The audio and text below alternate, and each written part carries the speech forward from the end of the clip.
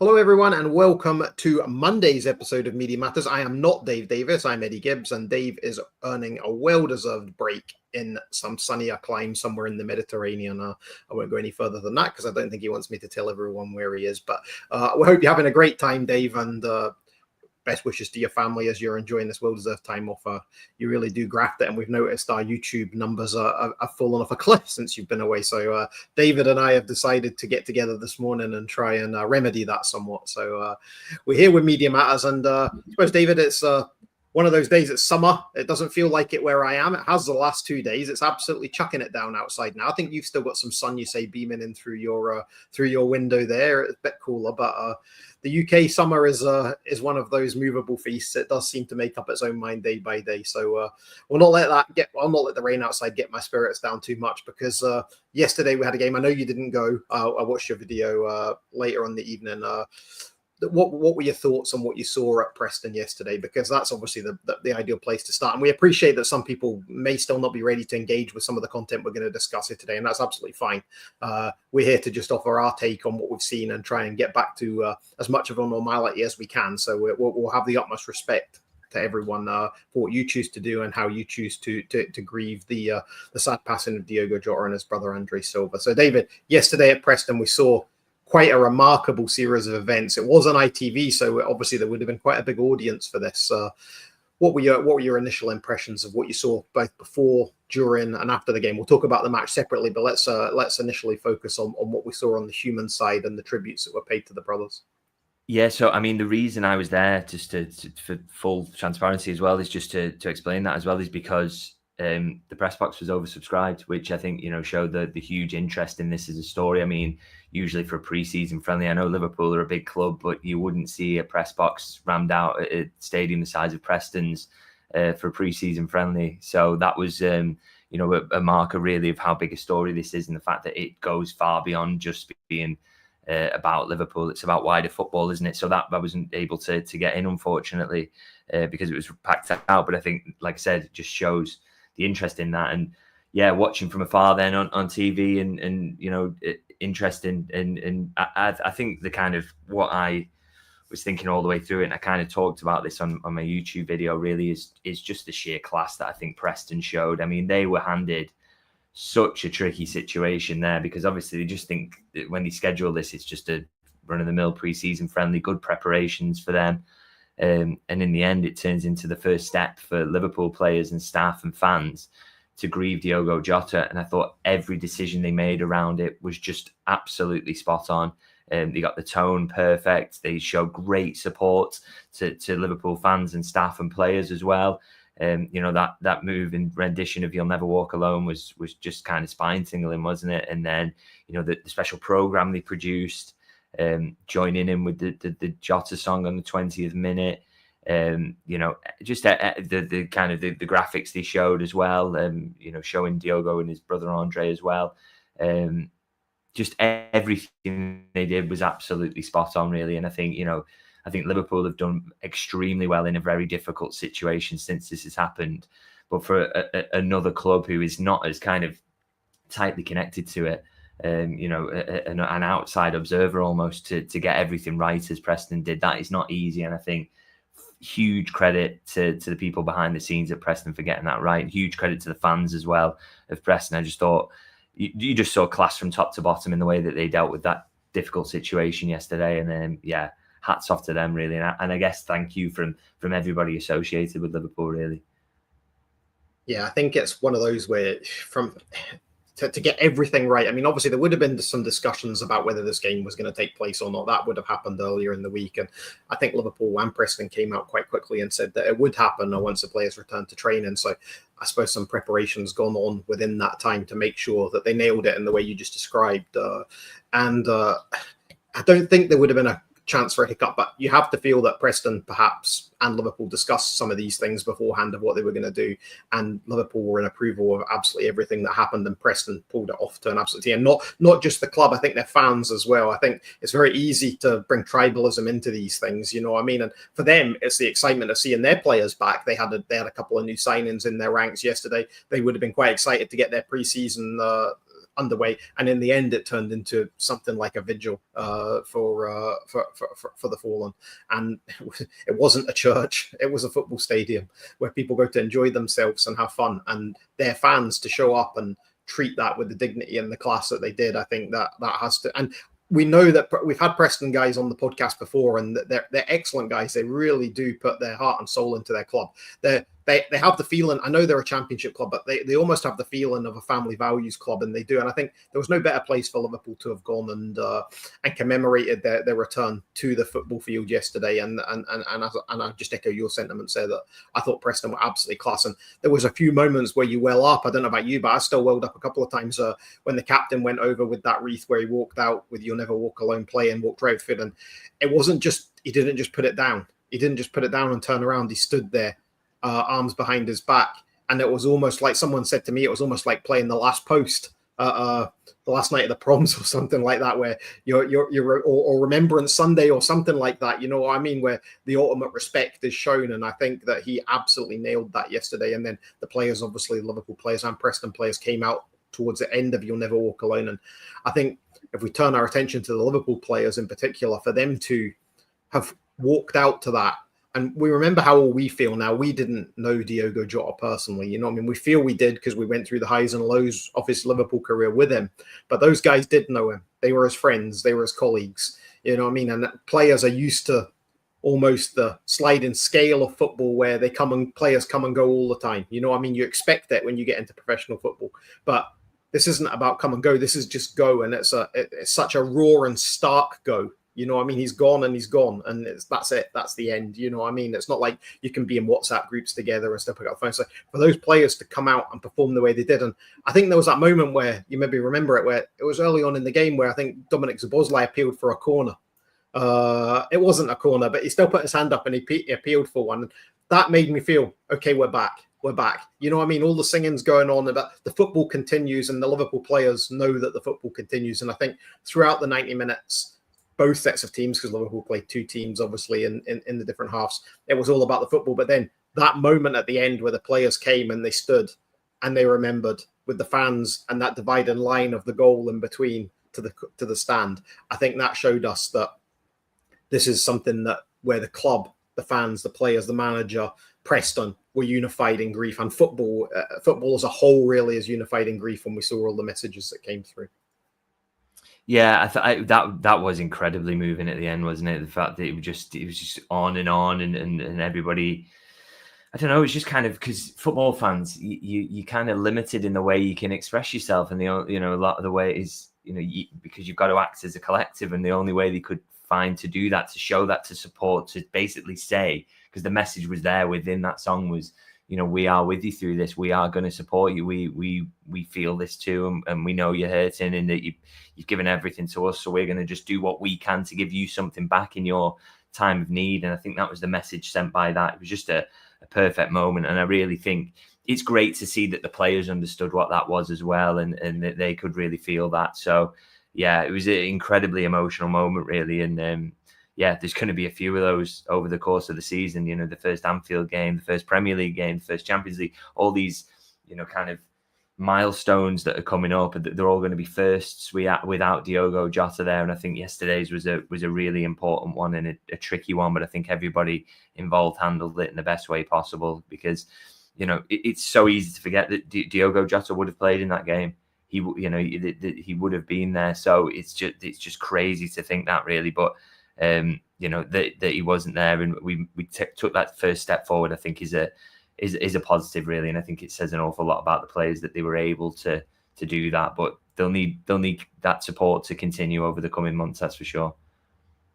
Yeah, before we close off on the tributes, I think it would be remiss of us not to mention as well the players that scored the goals and the way they used Jota's celebrations. I wrote on Substack this morning that it didn't feel rehearsed. It felt very spontaneous, and in the moment, it felt like that was their way of paying their own little personal tributes to their teammate, to the fallen. And I think that Cody Gakpo and and Darwin Nunez were utter class. I mean, then even Conor Bradley's celebrations were so low key. Preston's celebration for their goal so low key. I think the players obviously realised the situation that they were in. It was a preseason friendly. Let's not forget, but even so, it's easy to get carried away in the moment, and none of them did. And they were, and I thought those celebrations were very somber. And it was another moment where I almost welled up seeing the way Darwin and Cody in particular celebrated their goals. I think it's one of the things I want to say about that as well is that it's kind of, again, it's why I saw it as a real positive that this game went ahead. I think putting this off would have done nobody any favours. You know, the tears and the difficult moments and the standing together and everything that we saw from this game, it would have had to happen at some point. So it is best to get it done as early as possible, as painful as it might have been for some of those players, and to do the celebrations and to, as I say, see the moment with the fans at the end, and Have You'll Never Walk Alone being as poignant as it will ever be.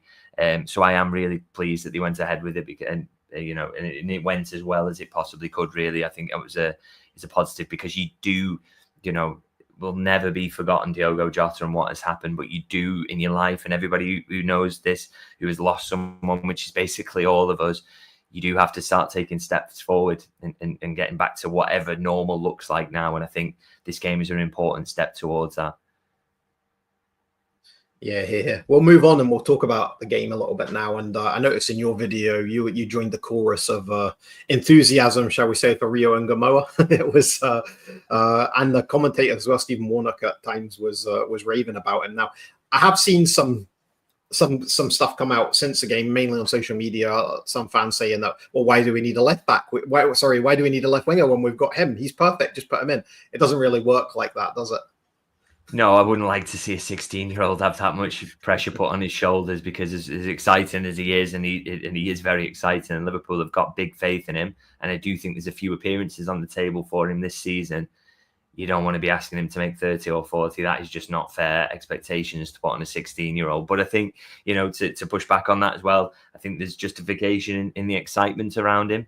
There's a reason that Chelsea was so unhappy that Liverpool had pinched him away, and why Liverpool put together a big sales pitch to get him in the end. And that centres on the fact that he's just a remarkably talented young footballer. I mean, someone's made the comparison with a young Raheem Sterling yesterday, I think, in the comment section, and I quite like that comparison, actually. Kind of, he's not the tallest or the strongest. I mean, he may be in future, by the way, but at the moment, he's got that kind of low centre of gravity, those quick feet.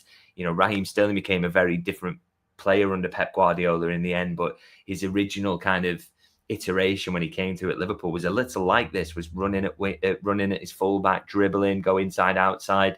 He's got those really, really kind of nice, soft feet on him.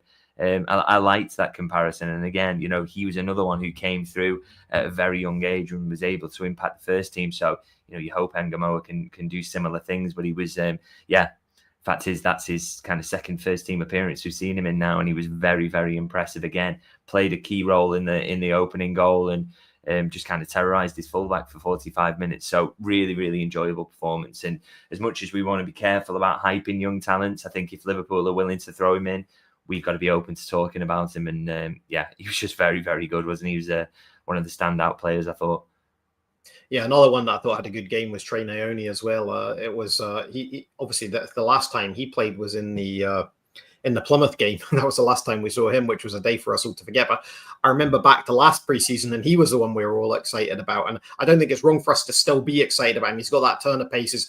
His off-ball work is incredible, as well as his on-ball work. He really does look like he's got the potential to go all the way as well. And I don't want to overhype these youngsters, but I also noticed on the commentary, I watched the ITV commentary yesterday, and they mentioned about those two potentially being great loan options for a club. Now, I'm sure they're great loan options for a club, but I don't see it happening with either of those two. I think they're that special that Liverpool will want to keep them around, certainly for now, certainly for this season, and try and dip them in and out when they get an opportunity to do so.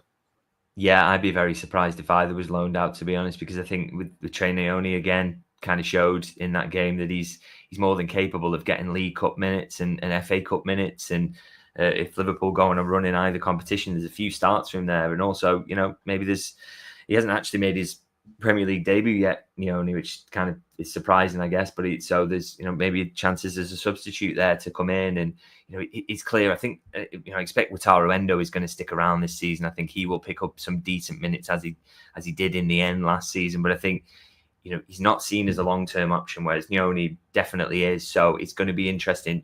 I think there's possibility in certain games for him to come in and pick up Premier League minutes, even in Champions League minutes. Particularly in the Champions League as well, as we've now found out that finishing first means absolutely nothing. So, I think there's chances for both of them, and I think typically with those types of players who are close and in and around it, there's a desire really to, rather than loan them out, is to keep them around the group and keep them in training every day. So I think with Nyoni yesterday as well, by the way, completed 100% of his 29 passes, which is Wow. for a kid of his age is just remarkable. So. Very, very excited about both of them, but so are Liverpool, and that's why they've been around the first team picture for such a long time already. Yeah, I'd echo that as well. I mean, there will be movement, and we will talk about some of the transfer stuff after this. But those two, I can't see them going on loan. I think Arne Slot will be keen to keep them around, keep them involved in training, because there's development opportunities for them, as David just mentioned, through the amount of the sheer scale of fixtures Liverpool are going to have. There's going to be opportunities for a couple of them, and I'm sure it's going to be those two. So we'll wait and see what happens there. A couple of the other performances, obviously, we saw Mamardashvili for the first time. The abiding memory I'll have of him is he's even taller than I thought he was. There was one where he came in for a cross and he punched it, and it was like his body was up, from his waist up was higher than the person's head next to him that he was jumping up above. I mean, the man is a monster. He's an absolute giant. What were your initial thoughts on him? I know he only played for 45 minutes, but what did you think of him?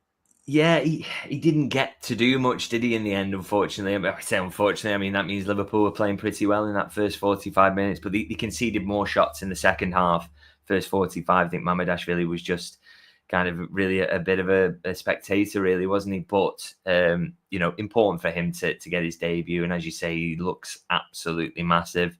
I think Liverpool have pulled off a coup in getting him, because to have him come in and do a couple of seasons, hopefully as maybe the backup to Alisson, or maybe it'll be just one season.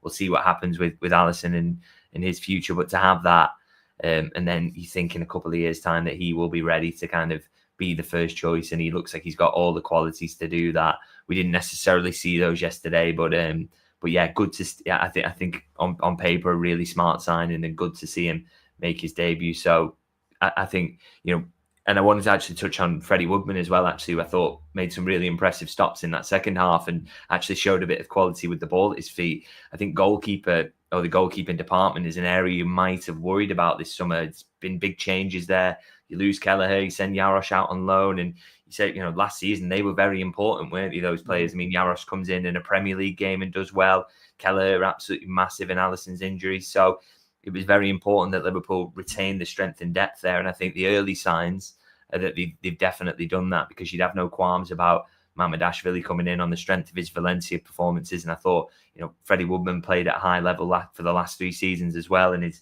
still only 28, and he looked very good yesterday. So lots to like with what they've done in that part of the pitch, I would say. And we also in the second half got to see two of our new signings, Milos Kerkez and Jeremy Frimpong, both got a run out in the second half. There wasn't too much to make from what they did. There was one moment I thought where we saw, I think we saw Kerkez play on to a ball and he tried to get in and Gakpo couldn't quite find him. But that was really exciting. We don't see that. That's not something we've seen where the fullbacks are so far advanced of the forwards. I mean, that was just like something that we keep saying it. That was something that we see PSG or a side like that do. We haven't seen much of that from Liverpool. So that maybe just gives us a slight inclination to what Arne Slot may be thinking with these two. Yeah, that's it. I mean, Kerkez's positioning in that moment, you're right to highlight that, because I thought it was that's something we're going to see a lot of. He's kind of he's inside his opposite fullback, isn't he? And making a run like a kind of winger on the inside to get himself in the box for the pullback. So we're going to see an awful lot of that. And I think what we saw as well from Kerkez, he only gets 45 minutes, but we still get to see the fact he's absolutely lightning quick. He's got the engine to get up and down constantly. He's very tenacious in the tackle, a couple of good challenges in there.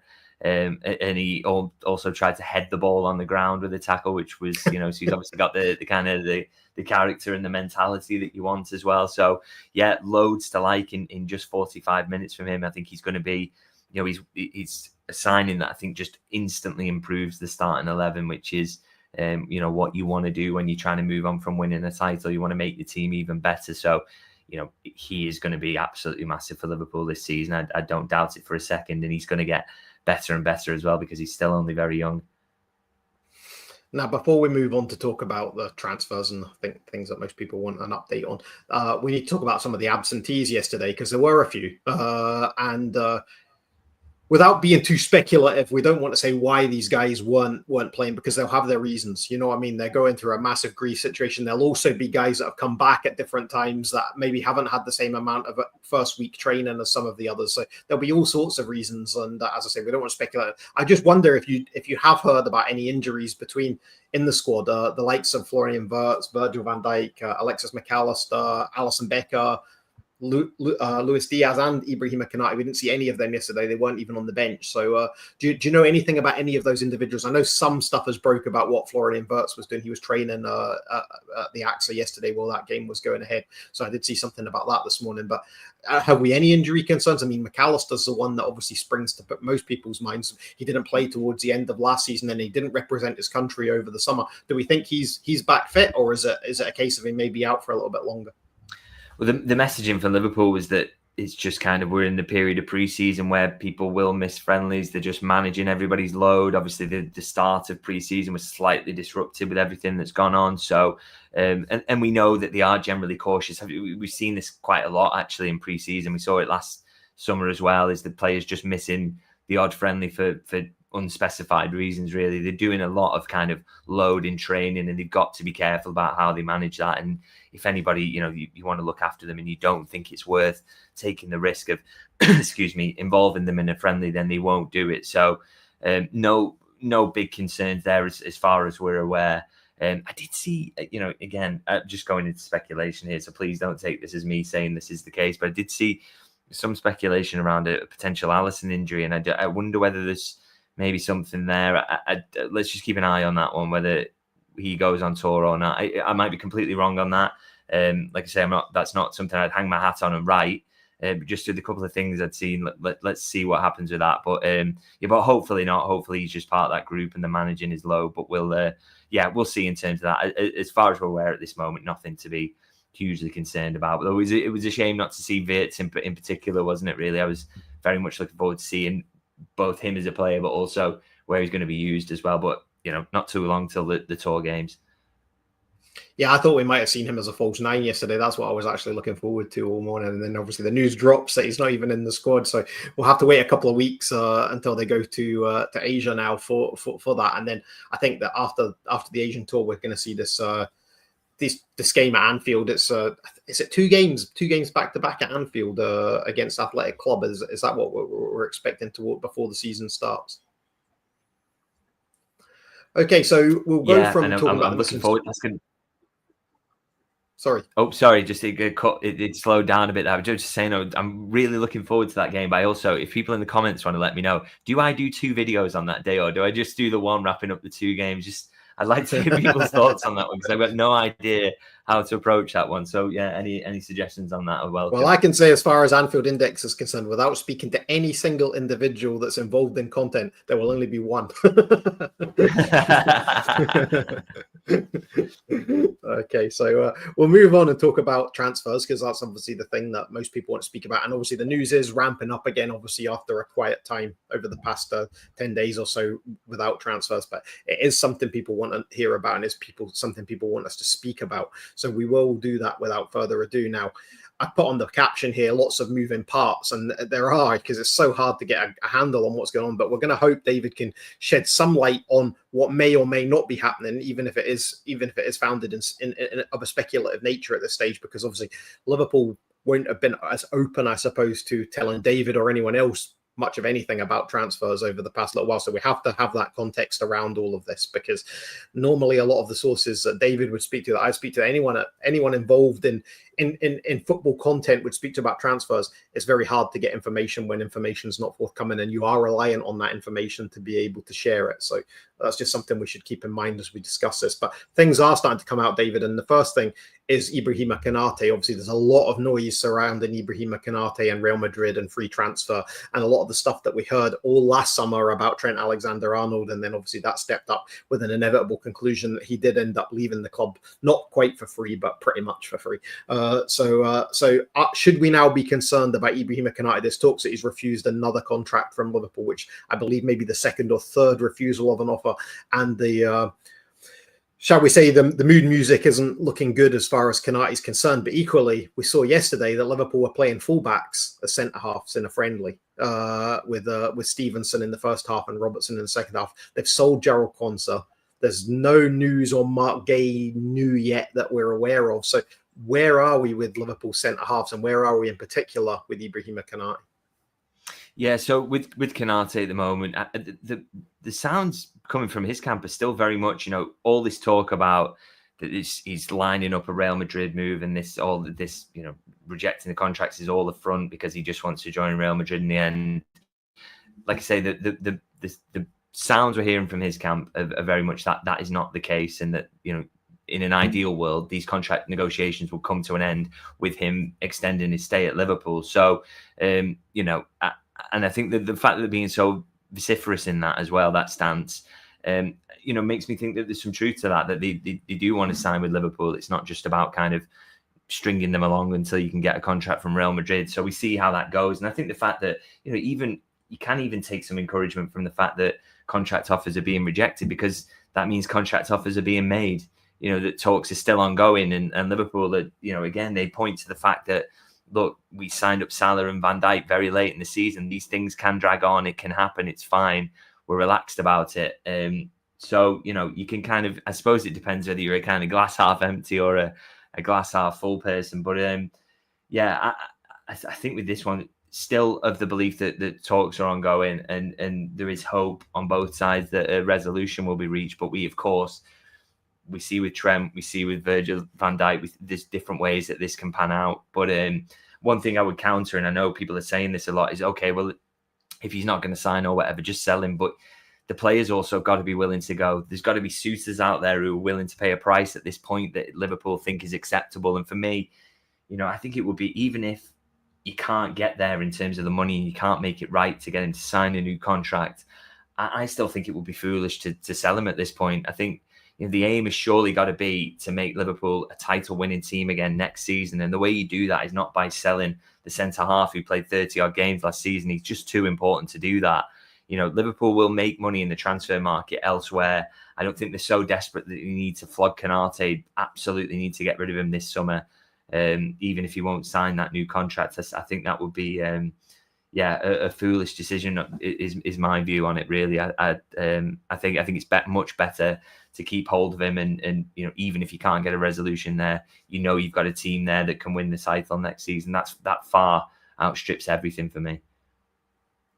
Yeah, I know. I see the comments coming in, and pretty much everyone to a man is at the moment saying that they would sell it. All of that, like what you say, it's very difficult to have that mindset. The club can have that mindset all they want, but the player has to be willing to move.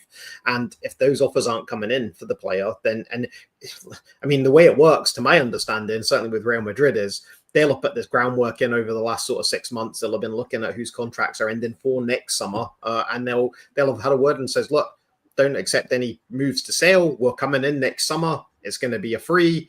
And then the player says to the club, I only want that move, or I only want to stay with you, or I'll go to Real Madrid while we're discussing the contract. So it takes a lot of Liverpool's power away and gives it all to the player, really, here in this situation. And it was the same. I was very critical that Liverpool, if they didn't think they were going to be able to sell Trent last summer, if that opportunity wasn't going to be there, then they should have at least made an effort to. And to all intents and purposes, it doesn't look like they did. So the club do, as you say, seem pretty relaxed about these situations, even though as fans, it's very frustrating to go into these summers and think we're going to lose another player for free. After all the players that have left for free, we're going to lose another one of our stars for free to Real Madrid, who are unwilling to pay for people. But this, I suppose, is the big fish, little fish, and I hate to describe Liverpool as a little fish in this situation, but when it comes to Real Madrid, everyone's a little fish, let's be honest, and they do have this means of getting into players' heads.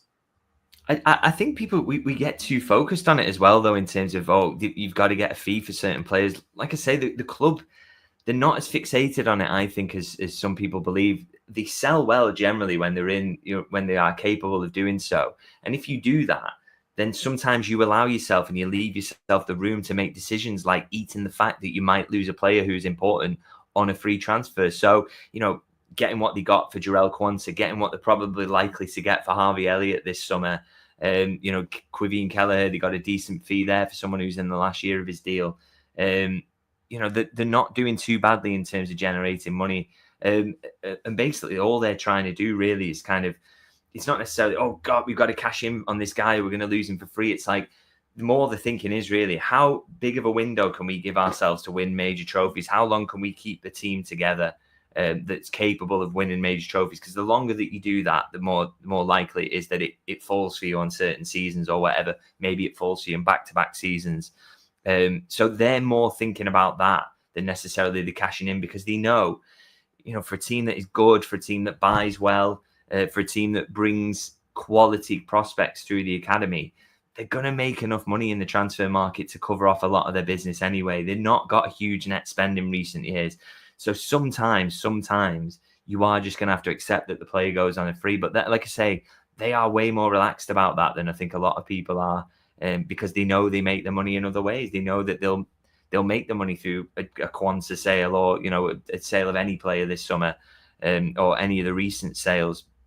They know that that's going to happen enough times for them to sometimes accept that even if they keep Konate for another year, it gives them a better chance of winning the league, and then maybe he does go on a free at the end of the season. But they're kind of okay with that. They kind of accept that that's kind of the dangers of doing business in football. So I just don't think it's something to worry about too much. And for me, as I say, I think from a fan perspective, really, I'd say that the bigger priority above anything else that happens in terms of Konate's long-term future is to keep him for the coming season, because I think if you do that, you've got a far, far better chance of retaining that Premier League title. Yeah, there's already quite a lot of upheaval, obviously, without something like that. And as we always say, title-winning teams are built from the back, and he's very much part of that. So I'm pretty confident he will stay this season. I don't see any change there. I know you're saying that his camp are very much along the lines of that it's not a foregone conclusion that he joins Real Madrid, but equally, it's in his camp's interest and in his interests during negotiations with Richard Hughes and Liverpool to suggest that Real Madrid is there. You know what I mean? It's just basic negotiation 1.0. You know what I mean? To make that very abundantly clear that Real Madrid are there, because that, without a shadow of a doubt, would have made sure that Trent got higher offers from Liverpool. Obviously, didn't take any of them, but that Real Madrid in the background would have ensured Trent got higher offers than he would have got if they hadn't been. And that'll be exactly the same for Ibrahima Konate, won't it? So there's a lot more nuances to this, and sometimes I think we see as outsiders. Yeah, no, absolutely. That was it. And I think with Trent as well, I think sometimes that kind of, it's slightly over-egged how early he made his decision. I know everybody wants to paint him as someone who absolutely, he's a rat and he's this and that. And he knew 12 months ago that he was going to do this. I'm not entirely sure that's the case, to be honest. My feeling is there that, yes, I feel that there was some kind of element of it being contrived and put together because, the fact he only signed a 4-year contract, for example. But I think what he wanted to give himself was the option, was to say that he would have Liverpool fighting for him and Real Madrid fighting for him, and then he could make his decision. And I don't think that decision was made as early as people would suggest. And I think, from Konate's perspective, as you say, it's helpful to have both fighting for him. He can make that call at some point. He can decide whether he wants to go and do it, or maybe he decides against it. But Liverpool, because they know Real Madrid are there, are giving him an even better contract offer. So, it's not. I think it's just. It's all part of the dance, isn't it? It's basically one way of saying this, really. And, I know fans don't like it and it feels like you're being used, but that's football, and you've kind of just got to accept that's how it is. But I do, there's an element there where I do believe that I do believe that aspect, that he hasn't made up his mind and he's already in Real Madrid or anything like that. I think there's still a chance here that Liverpool are able to tie him down if the contract offer is right. We just see how that plays out. And I think there was, I'm going back a little bit here, but when the talk broke, I think it was around November time last year that Konate was in talks about with a new contract. And I think some pieces came out pretty favorably saying they expected that deal to get done. And that made sense to me. It made sense to try and get Konate nailed down before you finish Virgil van Dijk's contract, before you rose that wage ceiling. And that's not happened. So that again has put more ball into Konate's court with the Van Dijk deal being done, the wage ceiling being what it is, and him thinking, well, if Virgil's worth that, I know that they probably don't tell each other exactly what they're getting, but it's not beyond the realms of possibility. They have an idea, agents speak to each other and they will have an idea of what each person's worth and what each person's being paid. So again, the Virgil van Dijk contract at age 34 gives Konate at his age and coming into his prime, it gives him scope to say to Liverpool, well, if he's worth this, I know I'm not worth that, but I'm certainly worth this. So there is, again, I'm putting more vagrancies and more nuances into this, but there's a lot going on that we don't see, or perhaps that we don't always think about on a linear level. Yeah, exactly that. It's unbelievable amount of nuance and different elements that go into it and make it really difficult. And it kind of, from the outside, and again, I'm just a journalist, by the way. I talk to people who do this, but it's like you never really get a full impression of how these processes work or whatever. So, even from my perspective, you're looking at it, you're kind of thinking, well, they just surely say, we're willing to pay you this, you want that, let's kind of meet in the middle or whatever. But it's just, there's so much more to it in terms of like image rights. And as you say, looking at what the wage ceiling is at the club, what you could get elsewhere.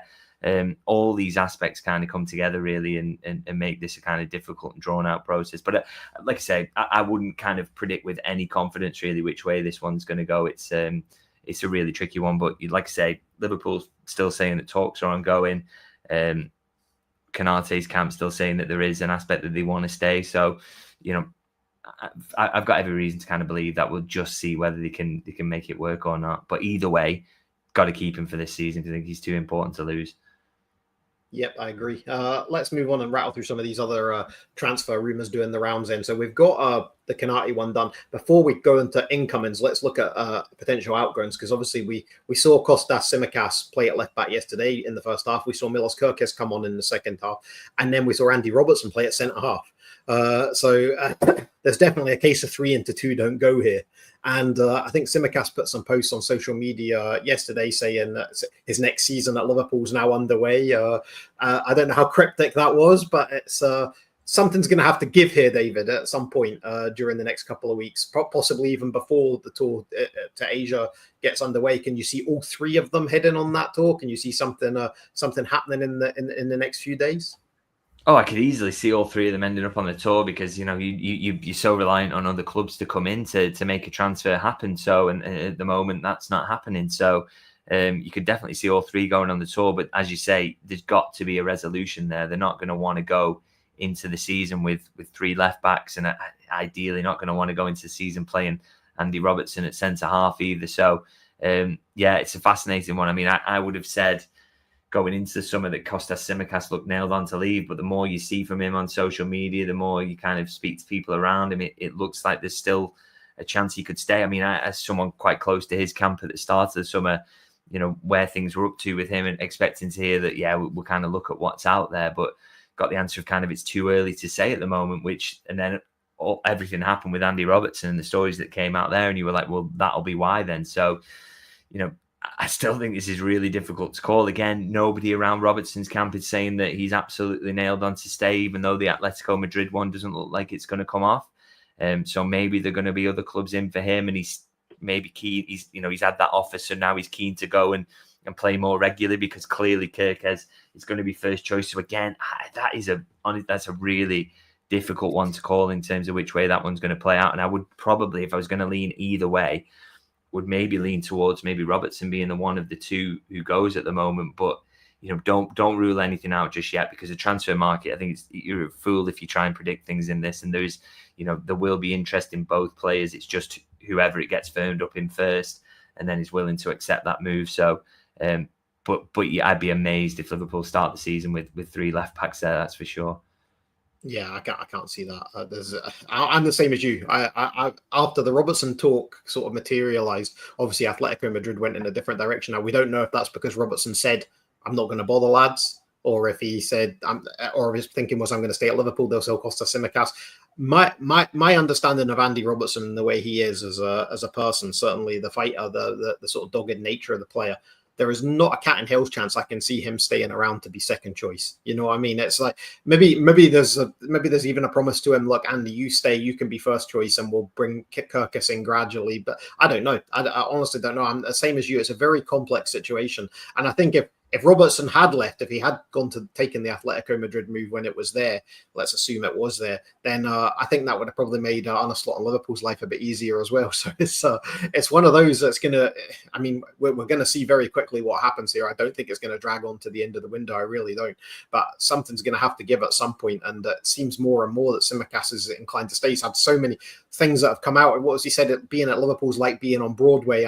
I like just playing us. He's happy to play a small part. You know what I mean? You're never going to hear that from Andy Robertson. The same thing's just not going to come out of his mouth. It's just not. And that's probably almost about managing expectations and what we've come to know of Costa Tsimikas during his time at the club. He came as a backup and he's been a backup ever since. You know what I mean? So that's his role. So there'd be no difference to him. Whereas it's a massive psychological shift for Andy Robertson. Liverpool's greatest ever left back, certainly in the Premier League era, and one of Scotland's greatest ever left backs, to suddenly say, right, I'm just going to accept being a bit part player. I just don't see it. I just cannot see it. In the twilight of his career, he'll want to play for as long as he can.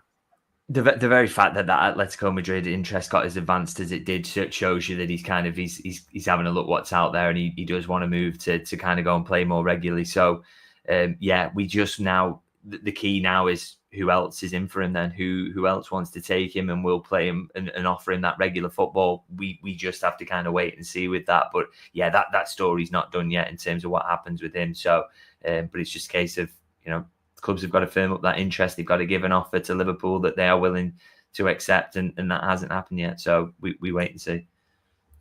Let's talk about incomings briefly then. So we've got the one that everyone kind of assumed was going to happen after Jarrell Quansah left. It was almost like a natural mathematic conclusion was that Quansah was going to go, Mark Gray was going to sign, and Liverpool would be reinforced at centre-half. Now, obviously, there's a lot of reasons why we've not heard much about transfers over the last week or so. What is your latest on Mark Gay? Obviously, we heard some reports that Newcastle were back in for him last week as well. So I don't think there's certainly not been much in the media that I've seen over the past few days that have suggested Mark Gay is any closer to joining Liverpool now than he was 2-3 weeks ago.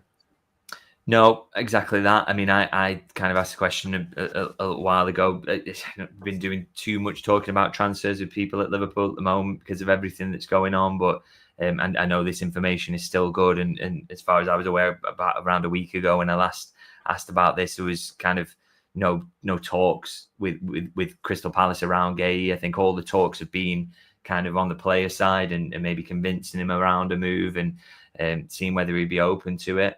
But no kind of movement on the Crystal Palace side of things, which obviously is going to be the main difficulty in terms of this, is convincing them to sell at a price that Liverpool would consider reasonable for a player who's in the last year of his contract. So definite interest there, but nothing kind of moving just yet. Although that can change very, very quickly, by the way. By the time we finish recording this podcast, there could be an offer in there out of nowhere. So, but yeah, as I say, my last understanding on that was that there would be no kind of progress on the club to club side. So we await that really. That's the key aspect of this. But I do think, the fact that the interest is known, I don't think Mark Gay is completely put off by the idea of moving to Liverpool. It does seem there's some openness to it. But what I would say, and what's an interesting part here, is that if it's not Gay that they sign at centre-half this summer, I think the profile is going to be completely different. The reason that Liverpool, and you talk to people there, the reason that they will be going for him is because they view him, and this is something I wrote about on Substack, is they view him as a kind of a significant market opportunity, is the phrase that was used to me. But generally, the centre-half that they've been looking for outside of that opportunity emerging is someone who is a little bit younger, but has still got some first-team experience, but would be maybe more willing to come in as kind of a fourth choice. So if it's not Gay, I think you're going to expect someone who's more aligned with that profile. So you looked at someone like Dean Howson at the age he was, kind of 21, is he 20? You look at Leone, who's another player they've been linked with, Kouliarakis, another one. I think it's Lenny Yoro before that.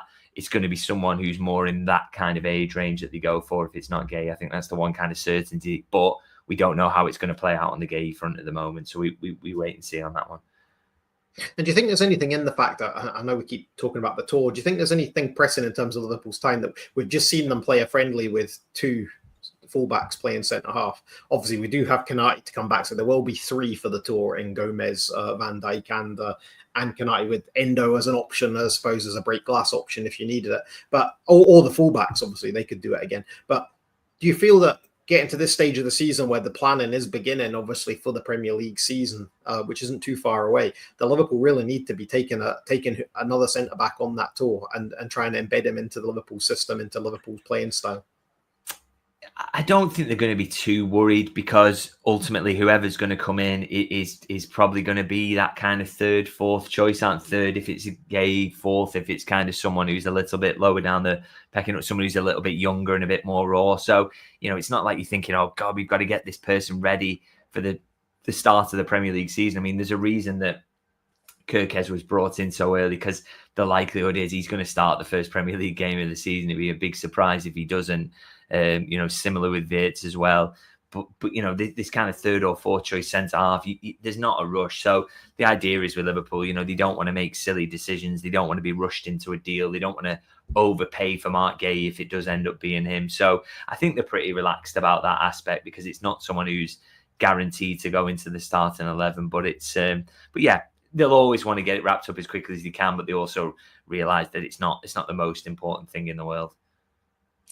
Now, another link that materialised, I think it was in The Guardian last night, was that West Ham are interested in both Harvey Elliott and Tyler Morton. Obviously, none of them involved yesterday, as they came back quite late from the England youth win in the Euros. So none of them were involved in the squad yesterday.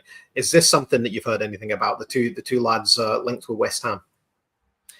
I can't vouch for that. I know that's come from the West Ham side, so can't really say anything too much about that. But what I will say is I expect there's going to be big interest in both players, to be honest. I mean, I know with Tyler Morton's case, definite interest from Germany, and a couple of English clubs are knocking around, but a couple in Championship are maybe interested as well.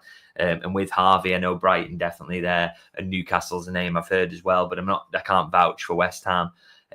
But again, it's not a big surprise, is it, that there's big interest in him? I mean, he's absolutely brilliant young player with a heap of Premier League experience already, and I think he's going to thrive wherever he goes. So, it's unfortunate he's moving on, but Liverpool are going to have no problem shifting Harvey Elliott, and I think they're going to get a really good fee for him as well. And the fact that you're hearing West Ham's name now as well, we're edging towards a kind of bidding war for him, so that can only help Liverpool as well. And another transfer that's, I think, breaking today, David Dunstein wrote something this morning, was that Victor Gyökeres is very close now to joining Arsenal, which is a striker that they've obviously been after for a while. And obviously, in turn, what that's meant is that Liverpool links to Benjamin Sesko have resurfaced, because Sesko was the one that most people expected was Arteta's favourite, and a lot of people expected that deal to happen. Now, Arsenal have gone elsewhere. The reports that I heard were that Sesko's financial demands were just too high for Arsenal to match, which sounds like he's pricing himself at a premium for sure, because if a top level Premier League club can't afford you, then something's maybe a bit out of sync with your agent and what they're asking. But the reports that I read overnight were that Sesko's agents have been back in touch with Liverpool. Nothing to do with Liverpool pursuing the player. Let's make that clear. It was very much that the reports were that Sesko's agents have been back in touch with Liverpool, trying to see if there's anything still there, following the fact that Arsenal have gone down the Gyökeres route.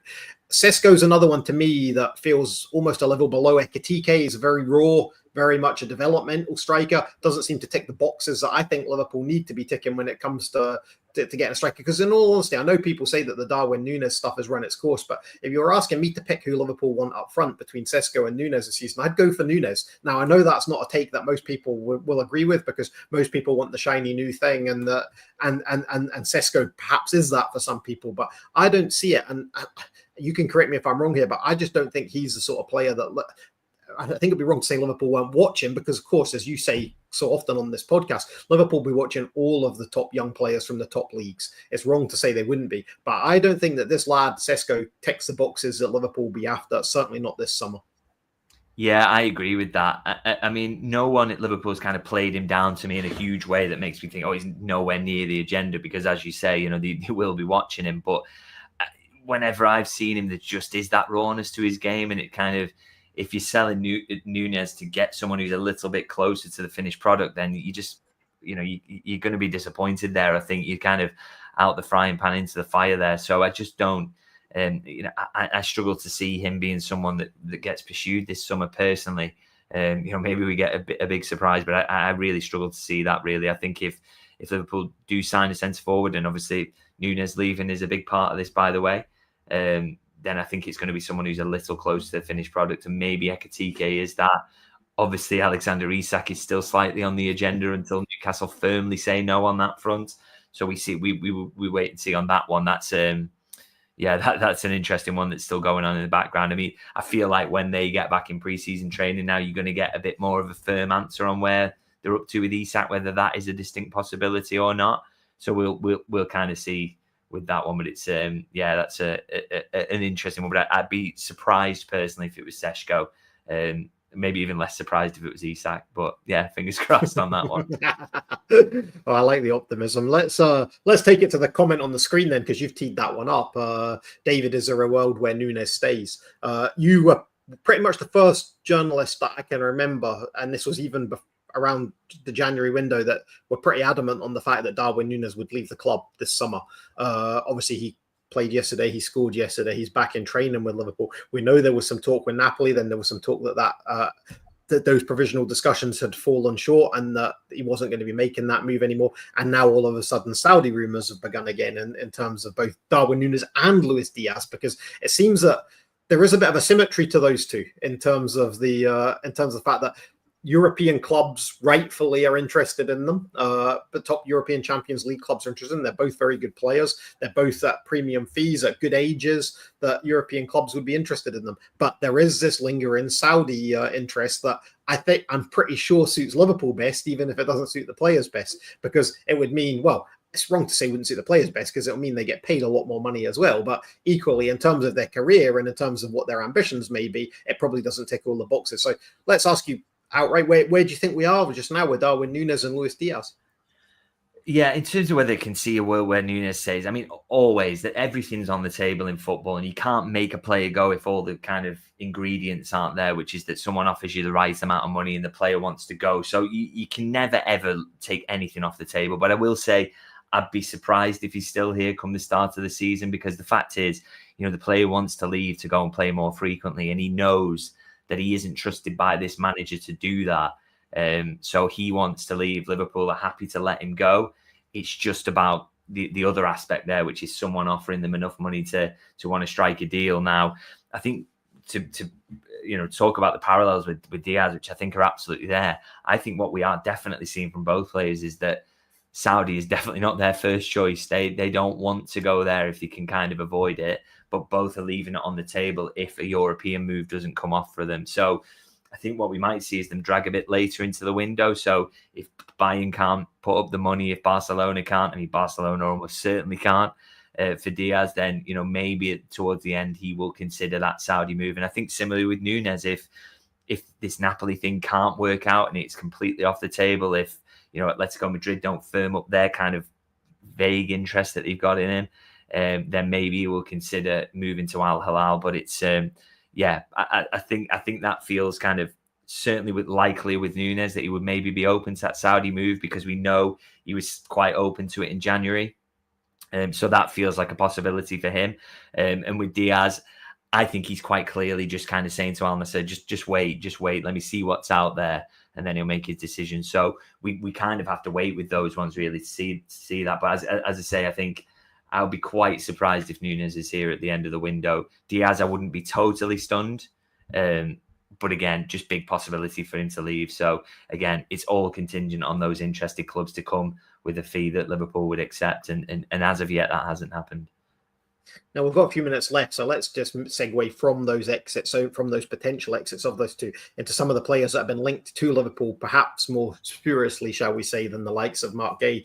And these are names that are kind of doing the rounds, and you kind of feel you kind of feel that there's nothing going to come of them, shall we say? But who knows? You like to say, well, I've said I'll be covering this podcast again for Dave Davis with you next week, and Dave said, "Are you going to do a Thursday podcast as well?" I said, "Well, not really, but if something breaks, then obviously we will do that, because it would be silly of us not to." But the names that the last three names that I've kind of got are your Nunez replacement, shall we say, that we've been linked to, Rodrigo from Real Madrid, and of course the one you mentioned there, the one that I think most people are hoping will still be the one, is Alexander Isak at Newcastle. And of course, then on the left side, there's these links to Diaz going, and Liverpool perhaps taking the plunge on Malik Fofana, which I think I've not seen him linked to many other clubs in I think Nottingham Forest. I heard something, but they may be with Alanga going, they may be going back in for Bakayoko now at PSV. So I don't kind of know what the take is on Malik Fofana. He's someone that I've studied, I've read a bit on him, I've looked up some of his stats and things like that. I've never actually watched him play regularly enough to know if he does fit the profile. But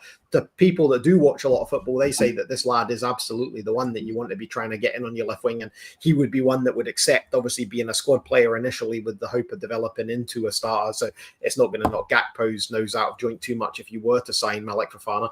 Rodrigo, Isak, Fofana. Anything on any of those lads?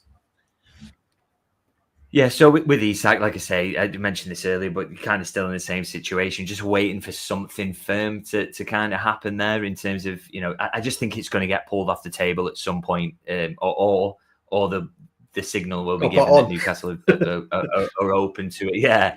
So we just that is a very much a wait and see situation. But I think it feels like that's going to be something that you'll hear firmly on that either way earlier in the window, I would say. And Fofana's an interesting one, because again, he's definitely one of those that they're looking at. He's on the radar, but again, it's a big step then to go to the next bit of kind of is he going to be a Liverpool player? Are they going to firm that up and do anything about it? It's interesting. I mean, you kind of don't want to talk about this, by the way, and I don't know what the right way to get into this. But Liverpool are down a forward now, aren't they? Unfortunately, in the most tragic circumstances. So, when they had the full complement, and before this happened, those Malik Fofana links I maybe took with a kind of pinch of salt, because it's kind of, how could you promise him sufficient minutes to come in and that he would develop? Whereas now, there are going to maybe be spaces for him there. There's still a big chance that Nunez leaves, that opens up even more minutes for a flexible forward who can play all across the front line. And I guess, that would be ideal for him, is that he can do a little bit of that, because it gives you a young player then who you can pop into a few positions and he can pick up those minutes, and that's how he kind of learns and develops there. So with that one, I wouldn't like to rule it out. I think he's one to kind of keep an eye on. He's definitely an interesting player, and a player that Liverpool are looking at. But and I think the way that the composition of the front line is changing might open up opportunities for something to happen there with that one. And what was the other name? Sorry, so Isak. It was Rodrigo, the Real Madrid forward. Rodrigo. Obviously, again, he's. Yeah. I saw this as agent talk, and I have all the way through. But it does seem like he wants to leave Real Madrid, and it does seem that then, as a result of that, his agent will be hawking him around as many top European clubs as possible. And I think that may be the foundation of the link. But if you've heard any more on it, then feel free to enlighten me. Yeah, I wonder with this one whether, again, not anything that anybody's told me, but it just kind of, I've got that similar skepticism around this, really, because, Liverpool, are they going to want a Real Madrid cast off, which is what he is? I mean, I know he's still a very, very good player, by the way, not completely doing him down, but it just doesn't, I don't know if he feels, unless Liverpool's seeing him someone who is undervalued by Real Madrid, but I don't know whether that's the case. I don't know. It just, I know they definitely liked him and he tried to sign him in the past, but sometimes you think, oh, will that happen? Therefore, they still definitely like him. And that's not always the case. I'm not, at the moment, I don't think there's anything active in this one, and I'm a little bit skeptical about it. But, there's chances for big changes in that front line. And I just wonder whether, they'll get to the point he will be on the agenda, but he doesn't seem to be at the moment. And as you say, it just has this smell of agent talk about it. I agree with you on that one. I just want to finish with one other point based on the point you mentioned about Malik Fofana and how Liverpool's forward line obviously has been thrown into chaos, perhaps a bit more than was anticipated, shall we say. And obviously for those listening and those watching, we do have to speak about these things. It's not out of callousness or not being respectful to what's happened, but Liverpool are building for the new season, and they will need a versatile forward. And that's why David mentioned that the Malik Fofana thing may have some scope. David, do you see any role going forward for Federico Chiesa in this Liverpool side. And again, it's kind of on the back of this, but do you think what's happened could have changed Chiesa's future in the sense that it did seem that there was talk of Lazio, I think there was talk of Napoli earlier in the window. Nothing materialized there. He's come back. He played yesterday. He's obviously been an elite attacking player at some points in his career. He wasn't used much at all. It was pinned on pre-season and his fitness levels and things like that. And even when he did have this sort of mini pre-season last winter, he still wasn't really used by Arne Slot. And it does seem another one that the manager just doesn't fancy. But do you think that this change in Liverpool needing a versatile forward that can play across the front line in all three positions, could Chiesa still be that player for Liverpool? I mean, he'd have to have some pre-season and really impress on the manager, because I just think it was made so clear towards the back end of last season where he stood in the pecking order, really, and that, as you say, the manager just didn't fancy him at all. I mean,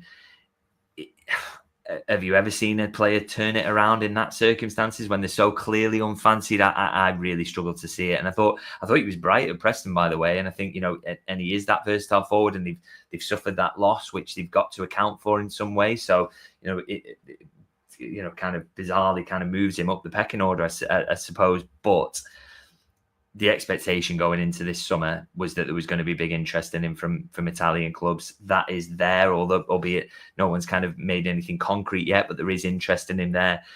And I think even with everything that's happened, as you know, it would surely be best for him to go and play more regularly. And I still struggle to see him getting regular minutes as part of this squad, particularly as there are going to be more additions coming for Liverpool. So I really struggle to see that, to be honest, that he turns it around and it works out for him at Liverpool, which is a shame because he's a likeable guy and they speak very highly of him and he's a good footballer as well. But I just don't think this manager sees enough in him to think that he's good enough to play for Liverpool in this moment, or he gives the things that the manager wants. So for me, I'd be kind of, like I said, surprised if he's still here at the end of the window, and I'd be surprised if he doesn't end up returning to Italy in some way. Yeah, I concur with that, as I seem to be in agreement with most of the things that you've said. And Liverpool aren't really playing competitive matches just now, so I can't take my losing curse any further on this podcast just now. They won't have played by the time we do this again next week. So, and then Dave will be back, and I can just kind of go back into my pit. So I need to thank David, obviously, for joining us and going around the houses. Obviously, we did the Jota tribute stuff at the start there. We spoke a lot about the game, and then we spent the second half of the podcast going around the houses on the transfers. So thank you, Dave, for that. David, I noticed at the end of your video yesterday, you kind of mentioned your bread and butter, and I don't think we do that probably enough on this podcast. Is we're thanking you to make sure people are aware of where else they can find your work. You're not just on YouTube. You're not just on Twitter. You have a Substack, which is your very much your livelihood these days as a freelance journalist. And obviously, it's a tough time for freelance journalists when things like this happen, because you are not working for an organization that can just pivot into other areas or ask you to do other things. You're very focused on what your niche is. So please do take a couple of minutes now to give people a bit of an insight into what you're doing on Substack and how they can go and join and support you on what you do over there. Yeah, so a lot of the insights and things I put on there, so you know, you won't just find them on YouTube. It's you know, there's things I hold back for kind of Substack exclusives, bits about transfers, etc. So I like to think it's definitely worth subscribing to. So if people want to check that out, and as you say, it's, you know, in terms of supporting me, allowing me to do everything I do, it's quite huge, really. So if people want to check that out, it's davidlynchlfc.co.uk, and yeah, any support, even if you can, you know, just $5 a month to subscribe, or you might want an annual subscription, but it is a massive help. So yeah, hopefully people want to check it out and, you know, to maybe read a free piece and see if there's enough insight there to tempt you into a subscription. Yeah, it's not something that's going to fill your mailbox every day, and it's something that when they do come, they are really worth reading. I read every one. I subscribe. I pay to subscribe. David has never given me a freebie, so it's one of those that I can highly recommend to anyone to do. I really enjoy it, and you may have noticed as well, I'm doing a bit on Substack as well. We have our own one now, which is called It Was Always Liverpool. It's part of a range of Substacks that we're doing. And It Was Always Football, and there's an It Was Always History. We're working on those three just now, so they're all .com. It Was Always Liverpool. liverpool.com, it was alwaysfootball.com, and it was alwayshistory.com. I'm doing a bit of work on all three of them just now. So if you do want to delve into Substack, all of ours are free just now. It won't always be like that, but they are just now. So do take the opportunity to go and have a look at them as well and feedback on those. And no adverts on them, which is obviously one of the best things of Substack, although we do have all our usual articles and written content at AnfieldIndex.com that you can enjoy as well. And there'll be more of this as the week goes. I think the transfer show is going to be back this week. It won't be Dave and Trev. They're both on holiday at the same time as it happens, but not together. I think Jack and Lewis will be standing in for them. Lewis is going to do a few other bits for us as he did Daily Red, obviously, this weekend. And Gags and Grizz will be back later in the week as well. And we'll try and get the content a bit more normalized this week as we look forward to that Asian tour and obviously keep following all this transfer news. So thank you once again, David. And unless something crops up, I'll see you next Monday. If it does, I'll see you soon. Thanks very much. Cheers, everyone. Up the Reds.